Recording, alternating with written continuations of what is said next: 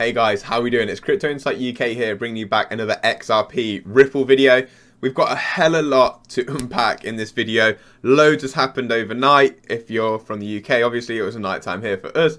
An update with the SEC versus Ripple lawsuit. There was actually two updates. One's not as important as the other, but one is massive, and we're going to get into that, and we're going to dive pretty deeply into that. Then we're also going to talk about Bitcoin Lightning Network, and is that the XRP killer, as explained by Ashish Burla from Ripple. And yeah, let's dive straight into it, guys. Like, I don't want to waste any time. I'll try and keep this as short as possible, but there's so much to talk about. Let's just get straight into it. So to start with, this is the smaller motion. The court has granted the SEC's motion and approved the SEC's proposed redactions of notes between the meetings of SEC and third parties. This was almost like a throwaway that Ripple tried to get some extra information from the SEC. There were some meetings that the SEC had behind closed doors, and Ripple hadn't seen any of the notes from these meetings. They basically said, oh, could we have the notes if the court / the SEC think they're related to the case, and would the court have a look if they are related? And the SEC basically said no, and the court said, okay, cool, don't worry about it then. But let's get into the main part of this video. That was just something I wanted to show you guys, because it is still something that we've covered. But it's not too much. It's not too important in regards to the case. It was basically some meetings the SEC had, and whether they were or weren't important, Ripple didn't know, because never actually seen anything from those meetings. They were just like, oh, if they are important, please let us know. And obviously, even if they were, the SEC wouldn't let them know anyway. So kind of like it's gone anyway. But guys, before I get into this is mad. But please hit that like, subscribe button, and drop me a comment. If you enjoy the video, please share it with someone you know, because this is starting to heat up, and it's just getting exciting, isn't it, for all of us XRP holders? So let's just get into it. This is from James Phelan Law. We're going to get into James Phelan. If you don't already follow him, he releases updates like on the button when they happen, so he's awesome. John E. Deaton, obviously he's been on my podcast before, and Jeremy Hogan, another great attorney in the space who breaks things down for us as XRP holders and people following this Ripple case. Breaking: the court has denied the SEC's motion for reconsideration of the DPP ruling and granted the SEC's request for clarification on that ruling. So guys, I'm going to talk about everything first, and at the end I'm going to try and break it down into simple terms so we can all understand exactly what's going on if you don't get it from everything we're talking about here, okay? So the SEC has identified no intervening change of controlling law or any other controlling decisions unaddressed by the court's January the 13th, 2022 order. The SEC's assertion that the speech was intended to communicate the corporate finance's approach to regulating digital asset offerings is inconsistent with the SEC's and Hinman's previous position that the speech was intended to and did reflect his own personal views. The SEC seeks to have it both ways. These are all quotes, by the way. The SEC seeks to have it both ways, but the speech was either intended to reflect agency policy or it was not. Having insisted that it reflected Hinman's personal opinion, the SEC cannot now reject its own position. This is a very big win for Ripple. The SEC has 14 days to file an objection to Judge Torres. So basically, what this is saying is, this is in regards to William Hinman's emails, the draft for his speech, and yeah, actually I'll sum it up in a minute, because we're going to get onto what John Deaton says, and then I'll link it all together. I'm going to leave my tabs open in case I have to come back to them. So John Deaton first said, this is not just a win for Ripple and XRP holders, but the judicial system. After the March 2021 hearing, I said we were lucky to get Judge Netburn. Some of you disagree, but I still believe it. The SEC is now officially in hurt locker. Right, guys, actually, I am going to get into what it means. It means that we're waiting for these emails from William Hinman, okay? The emails are in regards to his Ethereum speech, where he came out and basically said, in his personal opinion, that Ethereum was not a security. That is what this is all about. This is massive, okay? Within those emails, there was actually a 68 email trail, which John Deaton says here. He thought there were 52 drafts, but there's actually 68 drafts with associated commentary in the SEC's privilege logs, okay? So within that, we're trying to work out how he came to the conclusion that Ethereum was a security, because that's something that obviously Ripple can use in court. And is there any mention of XRP in there? And XRP being a security or not? And then is that his personal opinion, or is that the opinion of the SEC themselves? And what the SEC have basically been saying so far is, whoa, guys, everything that Hinman said is just his opinion, guys. So you can't use that in court. It's just his opinion or whatever. It was never the opinion of the SEC. This is it's just a mixed message. Sorry, basically, like it's not our opinion. It's just the opinion of William Hinman. He's allowed to say what he wants, whether he works the SEC or not. Okay, and if that is the case, that means that they don't get the DPP privilege, which basically is a rule where anyone in government has protected, everything they talk about is protected under law, so that whenever they're making any new legislations or anything, they can have discussions behind closed doors about what they think might or might not be wrong, and they can't be turned over in any sort of lawsuit. Okay, but because that's his personal opinion, these emails should be free to the public. They should be free to Ripple. They should be free for Ripple to read through and say, okay, how do you come to this conclusion? If it's your personal opinion, how come there's 68 drafts that are going from your lawyers to this person, this other person, the SEC? Doesn't look like your opinion to me. So this is what Ripple are trying to do with their side of the case. And then the SEC are going, oh crap, we don't want them to see these emails because maybe, we don't know this yet, by the way, guys, but maybe there's something mad in there. Maybe they say XRP specifically isn't a security, which is what Matt Solomon, who's Ripple's lawyer, hinted towards. They might say something like that. And even if they don't, they might say, what's the difference between XRP and Ethereum? Or they might say, someone suggested to Hinman that Ethereum wasn't a security, etc., etc. We don't know what's in the emails, but the SEC obviously want to protect these so heavily that they've actually gone against what they said. Oh, actually, it's not his personal opinion. It's the opinion of the Corporate Finance Division of the SEC, which means that it is protected under DPP, because it's not just his opinion. Even though it's not the opinion of the whole SEC, it's just the opinion of one section of the SEC. So this is how mad and like confusing / like corrupt or conflict of interesty this whole case is. This is why it's so exciting, because the SEC have tied themselves up in a knot. The judge has come through and said, you can't argue against yourself. It's either his opinion or it's not. And you've said it's his opinion, so it's his opinion. This now means they have 14 days to appeal that to the higher judge.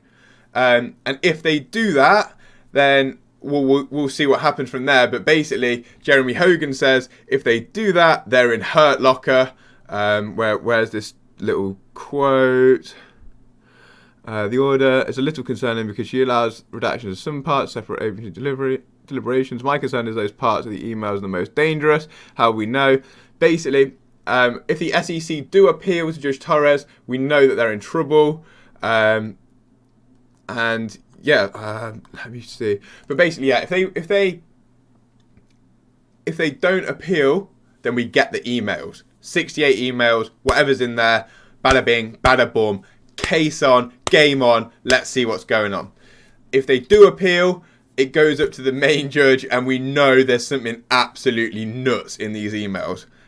So it's just they're in struggle city right now, guys. They're in struggle city right now.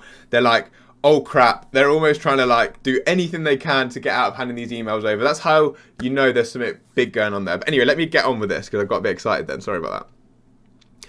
I was wrong when I said about 52 drafts. There's actually 68 with a lot of commentary.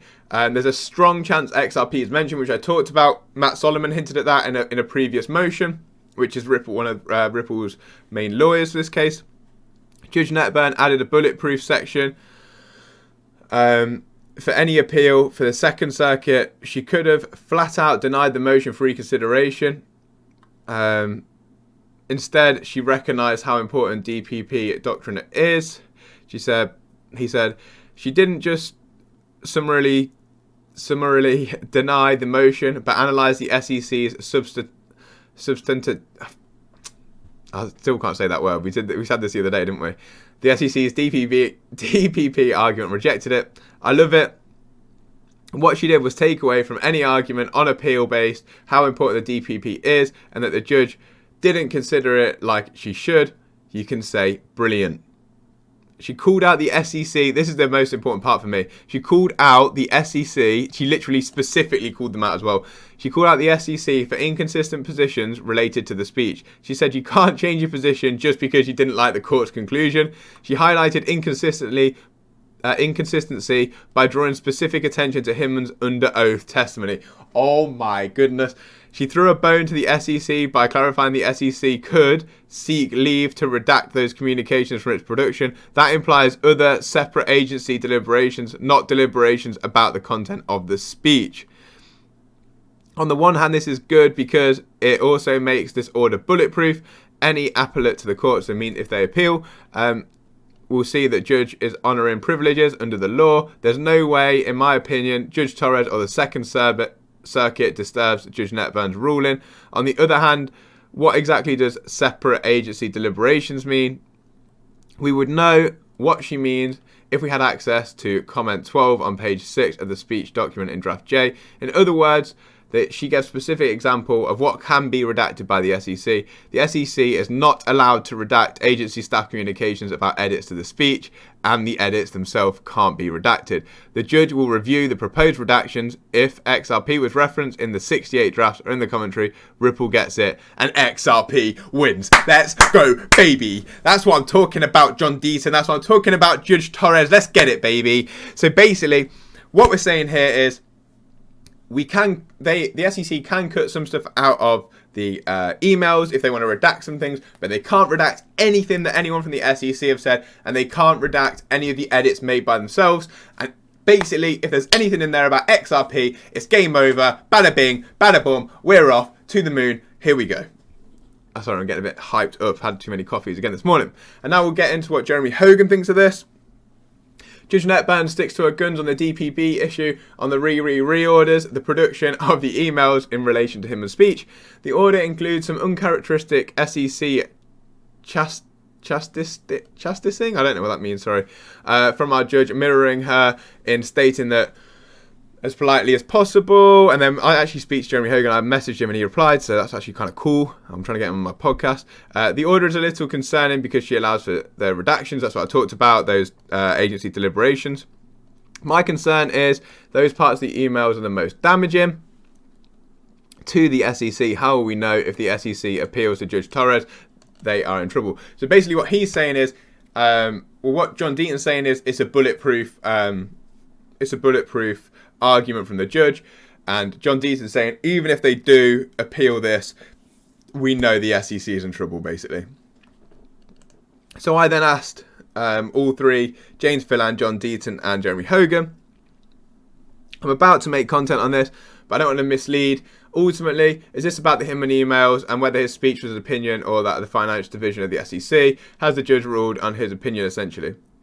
Hogan replies, basically yes. She's saying the SEC, there were no deliberations taking place because everyone was discussing Hinman's personal opinion.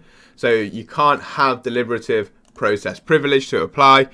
She didn't allow them back out of the narrative that they wove. This is actually awesome, guys. The SEC have been tiptoeing around like, oh, it's not his opinion. It is his opinion. We're not sure. It's not his opinion. It's the opinion of the corporate finance division. It's not the opinion of the SEC, but it's still protected because they're part of the SEC. The judge is like, shut up, blood. Shut up. It's your opinion or it's not your opinion, and you're saying it's not, so it's not, basically. It's not the opinion of the SEC, you're saying, so you can't have it both ways. It's William Hinman's personal opinion, and let's have a look what you've wrote to each other. And I cannot wait to see his personal opinion and who's commented on his personal opinion, helped him write 68 drafts for his personal opinion speech.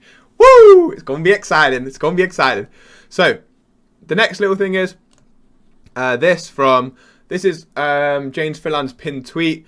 It just says what will happen. This was even before the motion was filed, and we got this update last night. It's just saying what the next steps are. So the motion for partial reconsideration for Magistrate Judge Netburn's deliberative process privilege, opinion and order. So now we've got this decision. He basically says the deadline is no longer than 14 days after Judge Netburn's decision. This is if the SEC want to object or whatever, they can object to Judge Torres, but they have to do that within 14 days, and then Ripple has 14 days to respond to that. So that's 28 days after. So 28 days from now, we'll get these emails essentially, or we'll know the answer on whether what we're getting from these emails. The SEC have a clock ticking from yesterday, 14 days to file an objection. But basically, John Deaton and Jeremy Hogan are saying if they file that objection, we know they're up shit's creek, basically. Sorry about the language, but we know that's the case. So that's what we're waiting for now, guys. That's the next biggest thing in the case. We're obviously also waiting for the Estabrook notes to be turned over. But wow, that's exciting.